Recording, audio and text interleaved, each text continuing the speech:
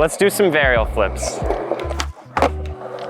Varial flips are a very approachable trick. Sometimes on your kickflip attempts, the board will start automatically doing a varial flip. I've seen people land varial flips before they ever land their first kickflip. And even more common, they both happen in the same day. I'm gonna show you a few tips and tricks that will make your varial flips super easy. We're gonna start with foot position. We want a tighter foot position, which means our feet are gonna be closer together. We can use the center line on the skateboard, halfway between the trucks, as a good marker. This is generally considered a low foot position.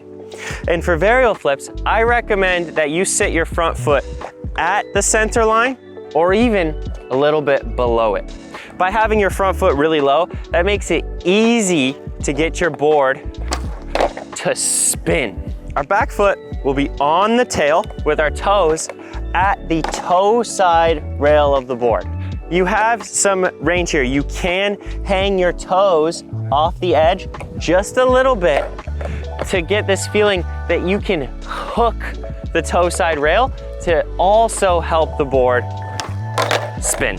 Since you're gonna have a tighter foot position than your average trick, you really have to focus on balance and stability, because with a tighter foot position, it becomes harder to keep an equal weight distribution. So really focus on strength and plant a majority of your weight onto your front foot, onto the ball of your foot, and try to just hold your weight right there, down into the squat and up out of it. You should be able to do this motion comfortably without feeling like the board is running around on you.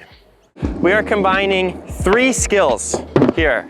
We are combining the back foot motion of a pop shove it, the front foot motion of a kick flip, with the foot position for a varial flip.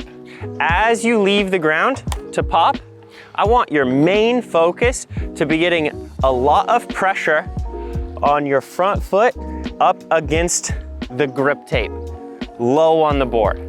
This means don't jam your front foot up into the nose trying to get it to flip. Keep your front foot low and try to get maximum pressure up against the side of the board, and it will flip. With a low front foot position, the board wants to flip faster and spin faster. So if you feel any pressure at all, it's gonna work.